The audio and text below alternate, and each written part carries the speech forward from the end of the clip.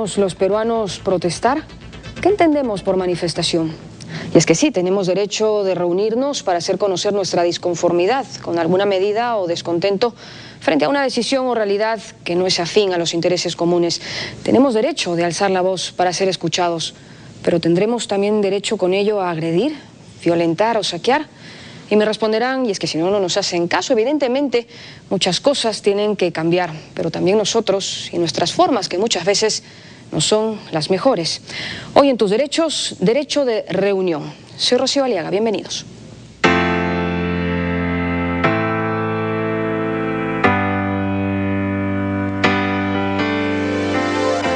Los conflictos sociales son un pendiente en el Estado que normalmente sobrepasan a una sola gestión de gobierno y se transfieren junto con los logros alcanzados, aunque no tan resaltados. De momento, según el último reporte de la Defensoría del Pueblo, existen 233 conflictos sociales en el país, de los cuales 159 se encuentran activos y 74 en estado latente. Solo en el mes de abril, fecha del último reporte documentado, la mayor cantidad de conflictos se ubican en el departamento de Ancash con 26 casos, seguido de Puno y Lima con 21 casos cada uno. Aunque los motivos que generen las protestas sean válidos, son estas últimas, las protestas, las que al degenerar en violencia terminan por viciar las razones de la manifestación y el derecho fundamental de reunión contemplado en la Constitución Política del Perú. Toda persona tiene derecho a reunirse pacíficamente sin armas. Las reuniones en lugares privados o abiertos al público no requieren aviso previo. Las que se convoquen en plazas o vías públicas exigen anuncio anticipado a la autoridad, la que puede prohibirlas solamente por motivos probados de seguridad o sanidad públicas. De seguir el camino constitucional, para todo efecto, la mitad o tal vez más de las manifestaciones generadas por conflictos sociales estarían prohibidas de antemano por las autoridades. En tanto es casi una escalada conocida, que del plantón se pase a la marcha y de la marcha a la batalla campal, que del paro se pase al paro indefinido con toma de local y que del bloqueo de vías se pase a las acciones violentas. Y si bien el pueblo tiene derecho a alzar su voz de protesta, no puede con ella apagar otra para siempre.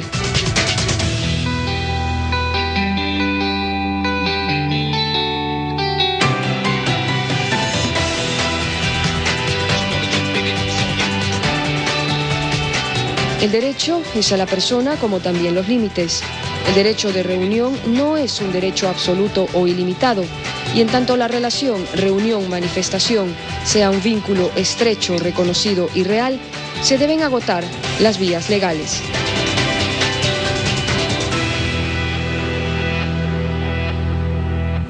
Tenemos que aprender a protestar dentro de la legalidad y, por qué no decirlo, los gobiernos tendrán que aprender también a no subestimar este tipo de protestas, porque hay caminos que están previstos en la Constitución, a la que todos le exigimos respeto, pero no empezamos por respetar. De hecho, el Tribunal Constitucional tiene una sentencia que se refiere al derecho de reunión y específicamente a los límites. ¿No es así, Francisco? Buenos días. Sí, efectivamente, Rocío. Ese es el caso Confederación General de Trabajadores del Perú, como no podía ser de otra manera, ¿no? Una protesta de la Confederación General generó una jurisprudencia del tribunal, que aunque parezca paradójico, como ya se ha señalado, hay alrededor de 200 conflictos sociales en el Perú actualmente, pero solamente hay un caso desde los últimos, esto fue más o menos en el 2005. Desde esa fecha no se ha judicializado en el Tribunal Constitucional estos temas del derecho de reunión. Y el derecho de reunión, según esta jurisprudencia, tiene límites que están establecidos por la propia Constitución. Es decir, hay que reunirse pacíficamente y sin armas, pero que también podrá prohibirse, limitarse, mejor dicho, este derecho de reunión, siempre y cuando se pueda probar que existen motivos fundados en seguridad pública, salud pública e incluso, de acuerdo a la Convención Americana de Derechos Humanos, debido a motivos de seguridad nacional. Entonces hay límites.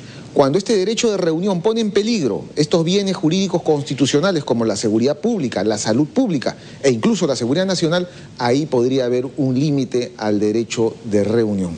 Entonces hay que tener claro que todo derecho también tiene límites. Y como tú bien dijiste, no se trata aquí de reunirse y de exagerar el derecho de reunión y terminar esto en actos que podrían constituir incluso hasta delitos. Muy bien, Francisco, de hecho vamos a la pausa y regresamos con Giancarlo Guaroc, representante de la Defensoría del Pueblo, para conversar de los conflictos sociales, las fases de los conflictos sociales que terminan en manifestaciones, en reuniones. Volvemos.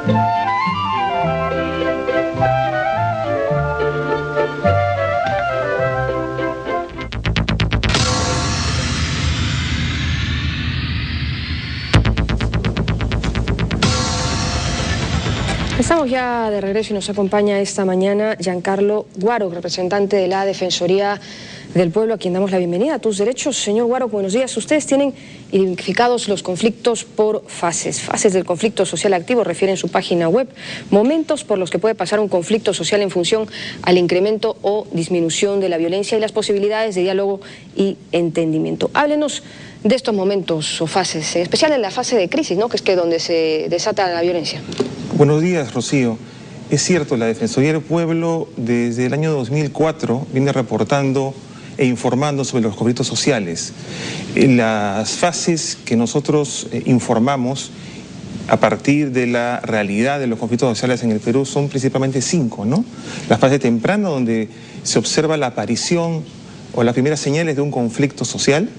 Una fase siguiente de escalada, donde hay también señales o advertencias de violencia, que puede ser, por ejemplo, un bloqueo de carreteras, puede ser un rompimiento de propiedad pública, que ya en este caso, en este ejemplo que menciono, ya sería una fase de crisis porque es una violencia explícita, que puede incorporar también la afectación a la integridad física de las personas. Entonces ahí hablamos de fase de crisis. Sin embargo, un conflicto social no puede permanecer de manera continua en violencia. Los actores del conflicto cesan sus esfuerzos violentos, si cabe el término, y desescala. Es otra fase del conflicto. Desescala el conflicto y las partes tienen la oportunidad en esta fase siguiente a la de la crisis de iniciar la opción de del diálogo. Esta opción de diálogo, que es la que nosotros desde la Defensoría del Pueblo hacemos una apología permanente en cada uno de los conflictos que reportamos. De hecho, algunos conflictos inician de frente, ¿no?, por la fase de crisis, se dan con manifestaciones de mucha violencia. ¿Qué pasa con la fase de diálogo? Algunos se dan, ¿por qué no se agota el diálogo desde un inicio? ¿Cómo han visto ustedes? Bueno, la opción violenta es una opción fácil para solucionar un conflicto. Lo que hacemos desde la Defensoría es propiciar que los actores de un conflicto social elijan y observen que da más ventaja dialogar que optar por la violencia. Y aquí quiero hacer un paréntesis para el público televidente. No es lo mismo hablar de un conflicto social que de violencia, no son sinónimos.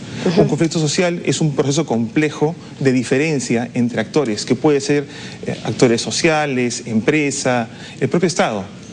Pero la violencia es la posibilidad que un conflicto social derive en afectaciones a derechos fundamentales, a la integridad física, a la propia vida de las personas. Entonces, a partir de esta premisa es que la Defensoría del Pueblo participa en diversos tipos de conflictos, interviniendo en mesas de diálogo, en mesas de negociación, intermediando cuando las partes nos solicitan y fungimos de mediadores. Entonces, tendemos a propiciar diálogo en el país. Y quiero dar un dato importante. El último reporte, el reporte 87 de la Defensoría del Pueblo, señala que el 64% de los conflictos activos registrados, es decir, 142 conflictos, están en proceso de diálogo. Esto es notable, esto es destacable, esto es positivo para lo que se refiere al país, porque la mayoría de conflictos están enrumbados en vías de diálogo. Pero desde su experiencia, ¿sabemos protestar los peruanos? Todo esto midiendo desde los conflictos resueltos sin violencia, ¿no? ¿Cuál es la tendencia? Bueno, yo creo que los peruanos hemos aprendido paso a paso a protestar. Tenemos evidentemente siempre la opción, como repito, de la violencia. Sin embargo, tenemos entidades como la Defensoría del Pueblo, también la Presidencia del Consejo de Ministros, que ha tenido intervenciones positivas en conflictos diversos. No es fácil, repito, no es fácil dialogar, es más fácil optar por la violencia, pero es responsabilidad no solamente de la autoridad, no solamente, en este caso de la Defensoría del Pueblo, propiciar diálogo, sino también que las personas opten que es mejor y menos costoso dialogar que optar por algo violento. Porque claro, no podemos pretender cambiar un rector apedreando policías, o en el caso de Puno, que hay temas de fondo que no han sido explicados y deberían, porque en tanto nos queda solo la imagen, ¿no? del incendio, de la toma de locales, de los saqueos y qué sé yo, no es efectivo, ¿verdad? Eso es lo que se reporta en los medios de comunicación. Yo creo que los medios de comunicación tienen también una responsabilidad, como las autoridades, de destacar aquellos encuentros de diálogo. Permítame mencionarle un caso para mí muy importante de diálogo. En el mes de abril sucedió un bloqueo de carretera en Ollón. Este bloqueo de carretera fue propiciado por la comunidad campesina de Ollón en protesta contra la empresa Buenaventura. A finales de abril, luego del bloqueo, la Defensoría del Pueblo viene conduciendo o inició la mesa de diálogo entre ambas partes. Se han llevado alrededor de 11 reuniones de diálogo en este caso. Es un caso que es poco conocido, poco divulgado, pero es un caso que refleja la eficacia del diálogo. Y no lo digo solamente a partir del protagonismo de la Defensoría en la conducción de la mesa de diálogo. Lo digo porque hemos observado que tanto la comunidad campesina como la empresa han dialogado de buena fe, han dialogado limpiamente. Y esto tiene resultados positivos no solamente para la inversión privada, sino también para el bienestar de la comunidad que he mencionado en este caso. ¿Trabajan ustedes en la Defensoría algún tipo de capacitación para derivar o encaminar estos conflictos por las vías del diálogo?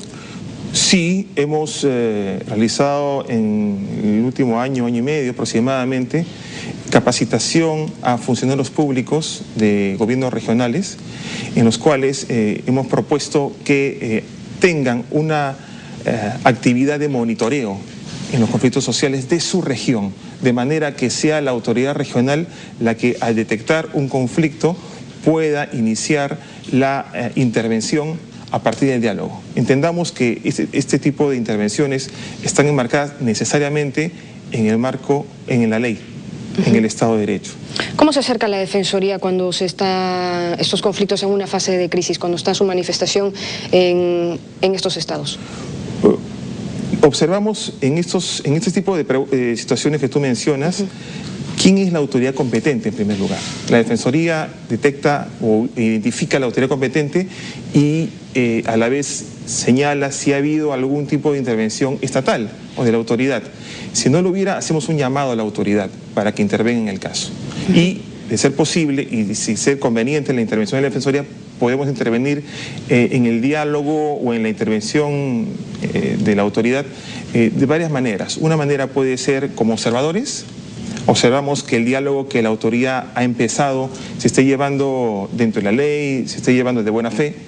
Podemos incursionar también como intermediadores, facilitamos que las partes, autoridad y ciudadanos, encuentren puntos en común para dialogar, armen su agenda. Y también, si las partes lo consideran, podemos intervenir como mediadores, es decir, conduciendo la mesa de diálogo, como en el caso de Ollón que mencioné hace un instante. Y en el caso de Puno, ¿cómo están llevando el tema?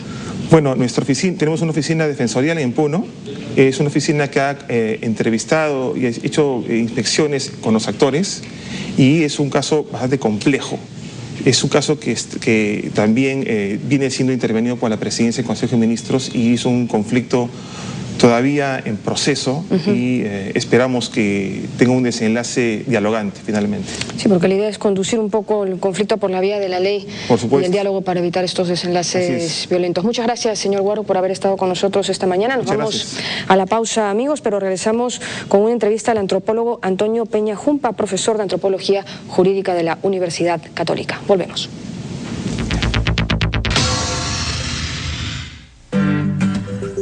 Desde este domingo, conocerás las rutas turísticas más diversas, diseñadas por expertos.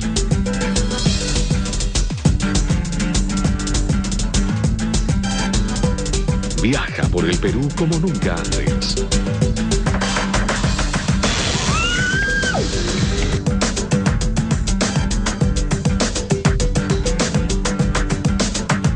Desde este domingo a las 9 de la noche.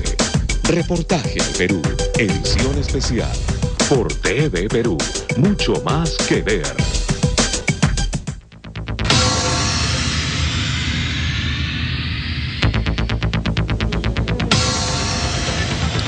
Bien, amigos, y ahora continuando con nuestro programa, tenemos a Antonio Peña Jumpa, abogado y antropólogo jurídico también, profesor de Derecho y Antropología Jurídica en la Universidad Católica. Bienvenido al programa, doctor. Muchas gracias, Francisco. Muchas gracias por la invitación. Bueno, estamos tratando en este programa el derecho de reunión, este derecho de reunión pacífico, este derecho de reunión que puede ser limitado por seguridad pública, necesidad pública, y ahora justamente hemos tenido algunas protestas y alguna manifestación del ejercicio del derecho de reunión en la zona sur del Perú y en particular en Puno, donde se originó la etnia aymara. ¿Qué nos puede comentar sobre este aspecto de los aymaras? Antes de hablar propiamente del derecho en ejecución a partir de este grupo, me permito referir sobre el pueblo aymara. El pueblo aymara son comunidades originarias, en primer lugar, que datan de antes de la presencia de los incas y tienen una extensión bastante grande. No estamos hablando de las poblaciones originarias de la Amazonía, estamos hablando de miles, cientos de miles y yo podría decir millones de personas. Solamente en el Perú podríamos hablar de 1,5 millones de miembros de este grupo, gran grupo étnico. Y si sumamos Bolivia y Chile, podríamos hablar de varios millones más. Entonces, este es un pueblo que tiene una identidad con ese territorio y tiene una identidad cultural forjada a lo largo de los años de su historia. Entonces, solamente para dar una referencia general, este es el pueblo, conjuntamente con otros grupos que estuvieron muchos años atrás viviendo en esa misma zona, que hizo posible domesticar, por ejemplo, la papa o la patata. Las miles de variedades que conocemos de la papa es gracias al gran experimento científico que se hizo en esa zona surandina. Las comunidades nativas se considera que son 500.000 nada más en el Perú, o 600.000, ¿no? Entonces aquí estamos hablando de 1 millón. Y ahora con estas manifestaciones, estas reuniones, pero que también han desembocado en una protesta a veces violenta, ¿no? Y ese es el problema del ejercicio de este derecho que a veces termina violentamente. ¿Esto tiene que ver algo con las características del pueblo aymara? ¿No? ¿Es una exageración? Esa es una pregunta muy interesante. Los amigos aymaras, como los suelo llamar, porque yo he trabajado con ellos, he vivido con ellos y les agradezco muchísimo que me hayan brindado un espacio para poder desarrollar los estudios que he hecho sobre ellos, vinculado al derecho y la justicia. Para mí son grupos pacíficos. O sea, mientras que no se les afecta, mientras que no se les daña en parte sus derechos, ellos viven pacíficamente y no tienen mayor inconveniente de interactuar inclusive con los mestizos o con los blancos, que podrían ser occidentales, entre comillas, como los denominan a veces. Entonces, no es cierto de que sean grupos conflictivos. O sea, como todo grupo social, hay personas que destacan más de una forma que de otra. Pero en general mi experiencia, tanto en la zona norte como en la zona sur de los aymaras, son personas con las que se puede hablar, son personas a las que se les puede pedir permiso para poder ingresar a sus comunidades y poder realizar estudios vinculados al derecho, vinculados a la agricultura, vinculados a la ganadería, vinculados a todas las actividades importantes que ellos realizan. El derecho de reunión, dice la jurisprudencia, que va vinculado mucho a la libertad de expresión.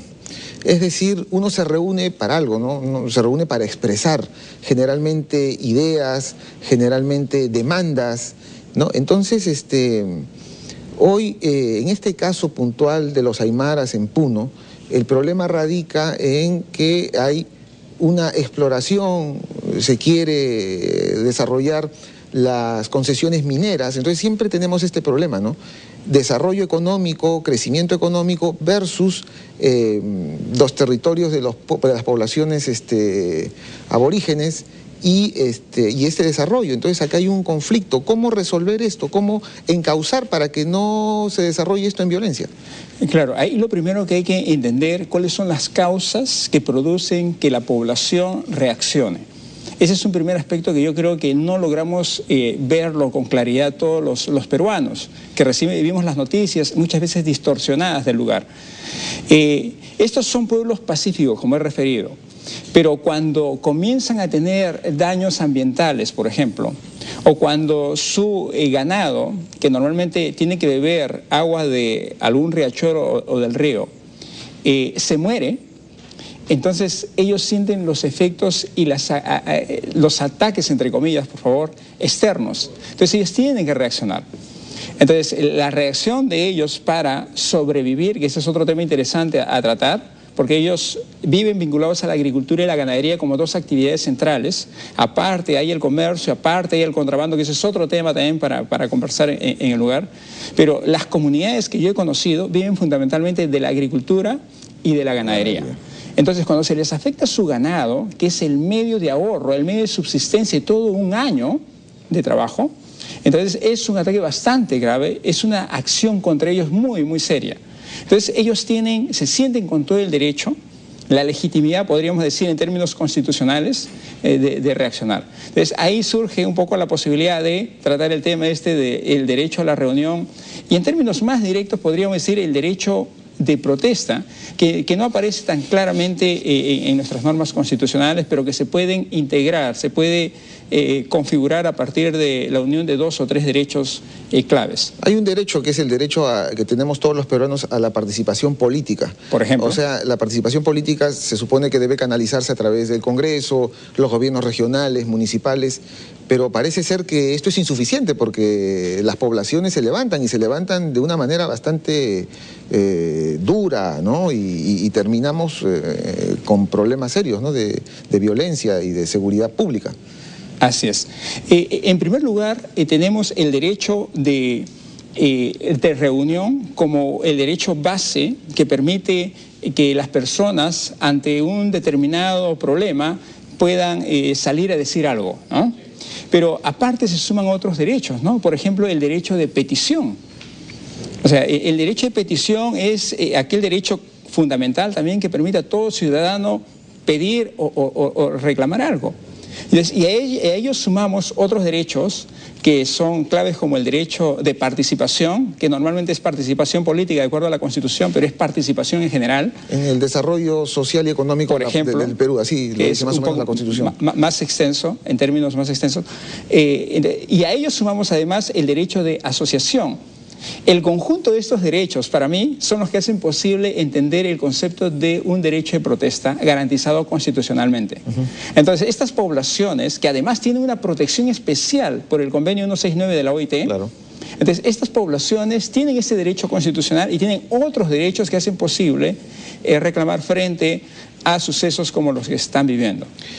Pero quiero retomar nuevamente este tema, este conflicto desarrollo económico, o sea, el desarrollo económico occidental, el desarrollo económico del mercado, las inversiones, y entonces parece ser que hasta ahora no hay un entendimiento, un encuadre, ¿no? Hace algunos años tuvimos los sucesos de Bagua, hoy tenemos esta protesta en Puno, que no es la primera vez, ya ha habido otras revueltas de otra índole, ¿no? pero ¿cómo concatenar? ¿Cómo puede conciliarse los derechos de las comunidades amazónicas, por un lado, los derechos de los pueblos originarios, del pueblo aymara, por ejemplo, con el crecimiento, el desarrollo económico, fundamentalmente en la minería y petróleo, que es básicamente donde se desarrollan todos estos problemas, ¿no? Entre otras actividades económicas? Es un tema bastante importante de ser tratado nacionalmente. Nosotros no lo hemos discutido nacionalmente y esta es una gran invitación. Yo no pretendo tampoco dar una respuesta definitiva, son temas de discusión y lo deberíamos discutir todos los peruanos y particularmente las personas que están comprometidos con el problema. Mi apreciación, yo creo que, o sea, no es incompatible un desarrollo económico sostenible con las posibilidades de mantener la identidad cultural de estos pueblos. Pero tú no puedes desarrollar económicamente una actividad si es que no tienes en cuenta la opinión de estos pueblos. Lo clave del conflicto para mí es que estos yacimientos mineros o petroleros justamente se encuentran en los territorios donde esas comunidades han vivido por muchos años. Entonces, conceder a un tercero el derecho de explotar esos recursos sin conversar seriamente con esas comunidades es en estos tiempos una gran torpeza política y legal y constitucional. Entonces, ahí está el error más serio. Hablemos del caso Tía María, para no irnos al de Bagua y irnos a los aymaras, que son conflictos extremos. El caso Tía María, que lo conocemos todos, después de la muerte ocurrida, de las muertes ocurridas en las reacciones entre la población que protestaba, que no eran necesariamente pueblos originarios, pero que también reclamaban derechos muy parecidos, o podría ser, ese es otro tema de discusión, si eran o no pueblos originarios, pero ellos estuvieron en las calles y después de la muerte ocurridas, de la reacción violenta, el gobierno tomó la iniciativa de cancelar el proyecto, o sea, para evitar que los sucesos graves se reproduzcan. Sí, pues. Esto no ocurre, o no ha ocurrido en Bagua, no ha ocurrido en Puno, y esos dos espacios que has mencionado, el de Bagua y el de Puno que estamos conversando, son extremos. O sea, Bagua ha tenido efectos más catastróficos que el caso Tía María, y el caso de Puno, en mi opinión, puede tener efectos mucho más graves. Bueno, eso justamente, tratemos de que esto no llegue a mayores, doctor. Bueno, muchísimas gracias y como siempre esperamos contar con usted en otra oportunidad. Muchísimas gracias a ustedes por la invitación. Bien, Rocío, y en el siguiente programa vamos a tratar, el siguiente programa, el próximo sábado, vamos a tratar sobre el tema del medio ambiente, ¿no? Y vamos a ver también las implicancias seguramente con el derecho de reunión. Así es, Francisco, que sería casi la continuación o segunda parte de este programa, sobre todo teniendo en cuenta que más del 58% de los conflictos sociales que terminan en manifestaciones o en reuniones son generados por desacuerdos socioambientales. No lo olvide, el próximo sábado, derecho al medio ambiente y desarrollo sostenible. Los invitamos también a que continúen escribiéndonos a nuestro correo electrónico tus-derechos@tvperú.gov.pe o si no a nuestro Facebook, tusderechos-TV Perú. Sus sugerencias son motivo de este programa, que es un esfuerzo del Tribunal Constitucional y TV Perú. Nos reencontramos el próximo sábado. Chao.